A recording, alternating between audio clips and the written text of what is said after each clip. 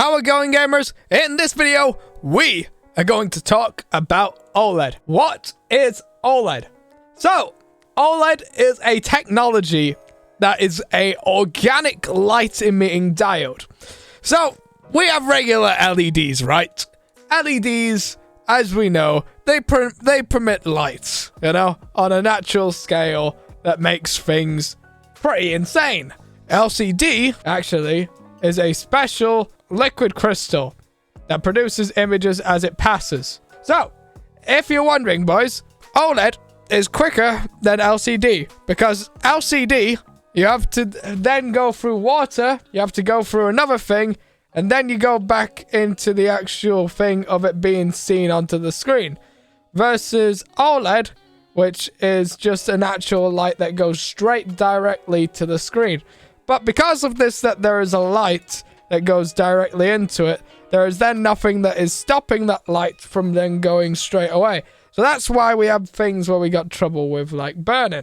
Causes OLED burning is static images that are left on the display for long periods of time. Mainly, people are saying that this is going to be bad for gamers, who are people who often are desktop users, because yes, we as gamers often leave stuff on just one single thing. Last year, gamers, LGC2, this was something that was designed for people that had some gamers in mind, but then it's designed mostly for people that are TV consumers. Now, people that often use TVs are people that are console gamers that you've got, that you play with the 120 FPS and such like that.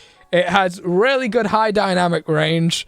This thing is great for being a glossy monitor. There's a whole bunch of stuff that goes into saying what's the difference between matte coating ones and glossy ones. Glossy ones you often have as a glass material that is the display. It's that people often cheap out with monitors because we have things with matte coatings all the time. There's another good YouTuber who goes very in depth about talking about like monitors. The Display Guy, I'd recommend watching him for stuff. He talks about how different monitors are, what type of things you can see from them and such like that, what is so good about them. What I like a lot is that I'm hoping to get and see is going to be the Asus PG27 AQDM, because of the fact of its brightness is a bit higher than the OLED one for the 240Hz one that's already came out from Ultra Gear.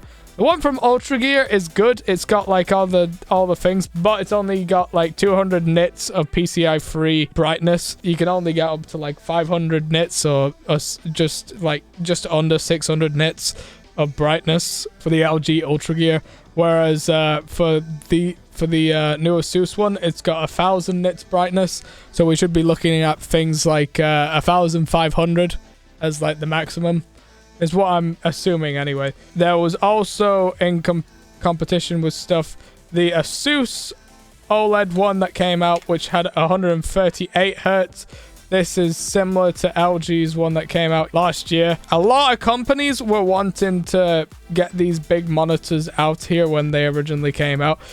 This one was like one of the first to actually come out of being like really good. It has all these special abilities with its high response time, 0.1 milliseconds. It keeps all the stuff with the VSync and all the little variables. I thought this was a very interesting one of stuff that's going to be, because this one also had a matte coating, and this, in comparison to the other big wide display that came out, this one actually had a display port, because for most of the other stuff, things often didn't have, when they released those big TV ones, none of them came with the display ports. They were just HDMI. So that means you couldn't take full advantage of these monitors and use things like G-Sync and FreeSync. Now, as another point to add on to that same thing with them using G-Sync and FreeSync, is there was a thing that if you were so baller to use this monitor, you could even use it in racing simulators because of that display port. So that's something extremely cool. But because of its feet that it has on its form factor versus the C2, where it's like a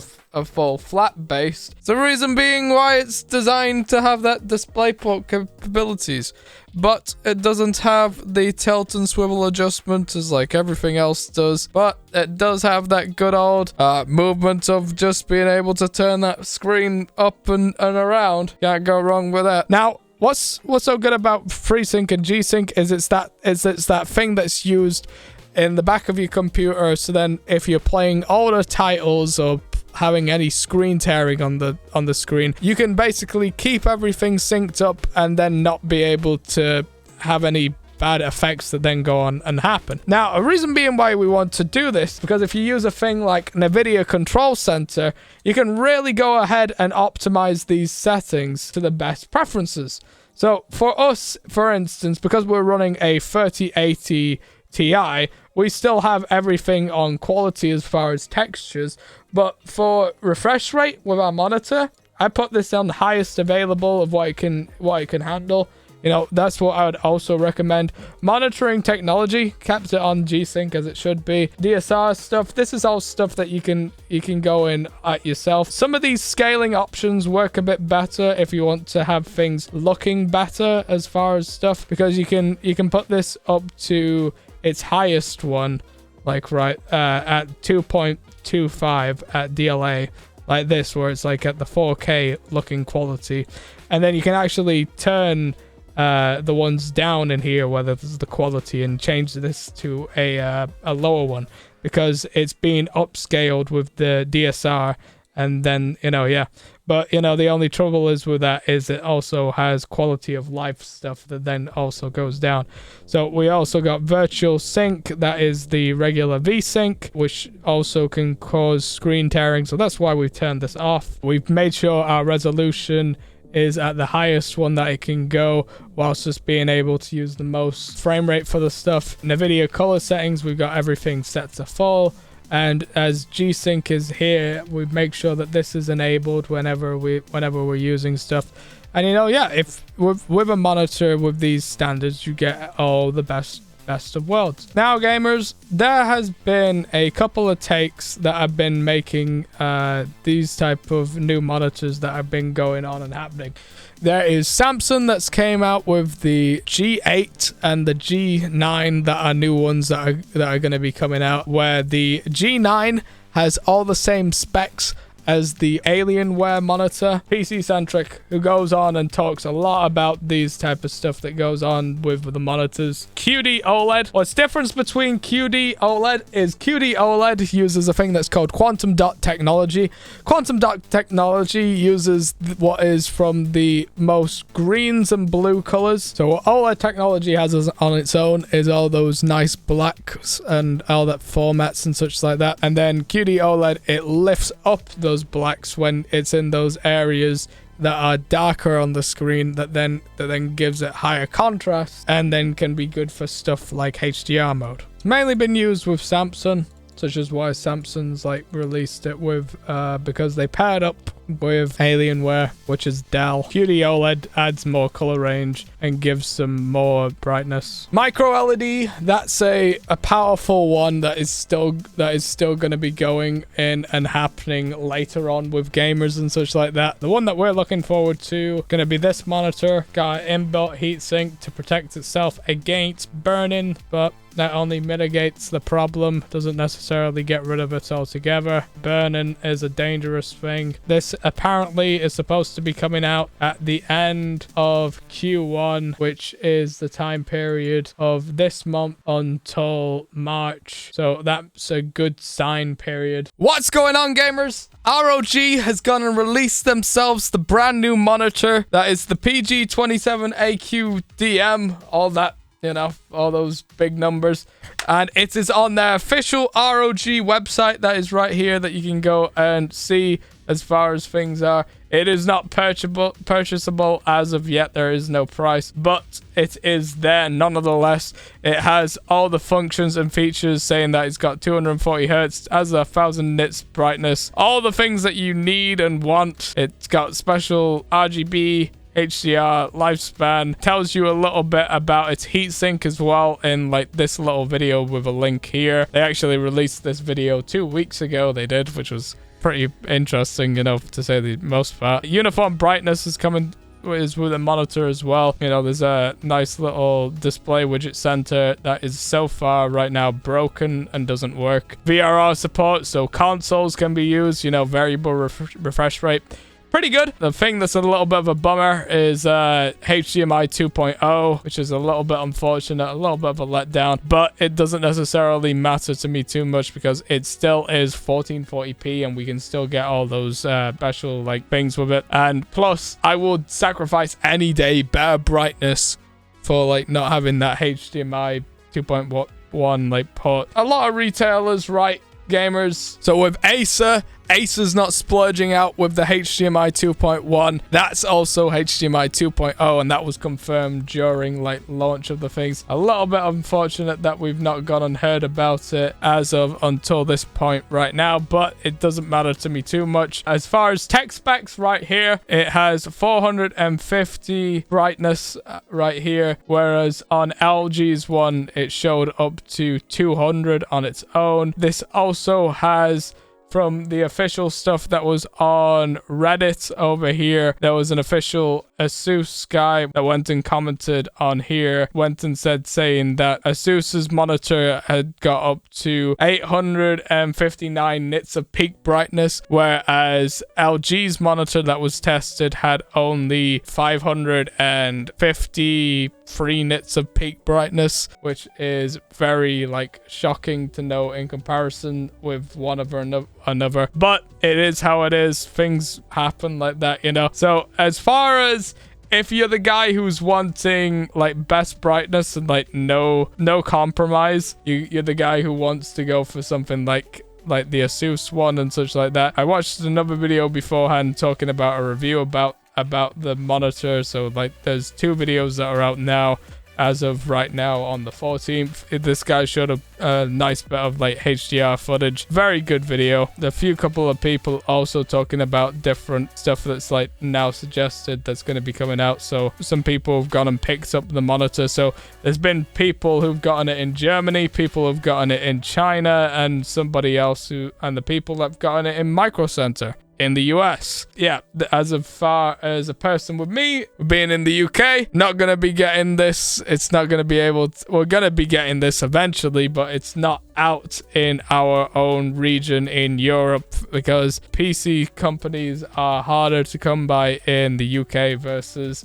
in the US, which is very sad, you know. Kind of wish it would come back, it would come over to this side too, but we'll just have to wait for that stuff when it'll be later on, gamers, because it will be happening, but I'm hoping that it comes within that Q1 launch time still, where it's like this first quarter of the year, because yes, it's out there, you know. I'm just hoping it'll come around this time for us in Europe. Personally, it's going to be my birthday that's going to be coming up soon, so like I'd personally want that before my birthday, you know, because it would be a great thing. I still don't mind waiting too much. It's going to be a really great monitor when it does come out. I am going to be waiting and waiting. I am not going to settle for an LG monitor with that HDMI 2.1, even though the HDMI 2.1 is good. They also messed up the 45-inch monitor that's like the curved one that they made, because they both have the same drawbacks where it's like 200 nits of brightness. And I really want to hear the competition between the people who are going to be getting the Asus monitor and people who've might go and get the Asus monitor who already have the LG monitor and might want to go and compare between them, because I really want to hear people go and talk about them. I personally think people would rather want to go and buy this monitor for the same price. I'm not too bothered about that HDMI 2.0. Yes, it's a little bit of a bummer that it's not future-proofed. So, like, for new consoles that might come out with 240 hertz in the future. But that's all you're paying it for, to be honest, because you already use, like, DisplayPort with this monitor and, like, use the most ability with it. Because that's what you're paying for in the end of the day, is to have that smooth V-Sync experience and all of those NVIDIA settings with this monitor. You can only do those stuff as of far with the DisplayPort. And yes, HDMI 2.1 is faster than of DisplayPort 1.4 with only doing like 32 gigabytes of bandwidth, and HDMI 2.1 doing 48 gigabytes of bandwidth. Also, as far as competitive gaming, Asus is also the one that has gone crazy and have made themselves a 540 hertz monitor that is going to be happening, which is the Rod Swift PG Blaze monitor, which is this one. A really good looking monitor. It has open and closed feet. They also promote some of their other stuff that is coming that they've got already with their keyboard and their mouse. Show how well this thing is going to be in modern times. Got an array of buttons on the left hand side of it for the display settings. And yeah, I think this is going to appease to a lot of gamers who are going to want high refresh rate games. People are speculating, saying that things are going to happen with Asus maybe making a 1000 hertz monitor or something like that in the future will happen. There's assumed to be a lot more things that are to be coming still within Asus and other manufacturers. A lot of things unspeculated are still up there. Samsung is supposed to be releasing a new 27-inch monitor that is going to be happening next year with QD OLED technology. Most probably will happen within CES of next year. But at the moment, things like that ain't gonna be happening too much with the stuff this year. We've got things that have already all been designed and talked about. And yeah, I hope you'll be as excited about the things as I am going to be, because I'm going to be pretty happy when Asus goes and releases their stuff. I'm going to be talking about that. I'm going to be making a video about all the different user experiences that came to me within using stuff like that. And yeah, it's going to be really good. But without all being further said, I hope you enjoyed everything that's been in this video. If you guys are new to the YouTube channel, please do remember to like and subscribe. I've been your host, Super Gaming here, and I hope to see you all later.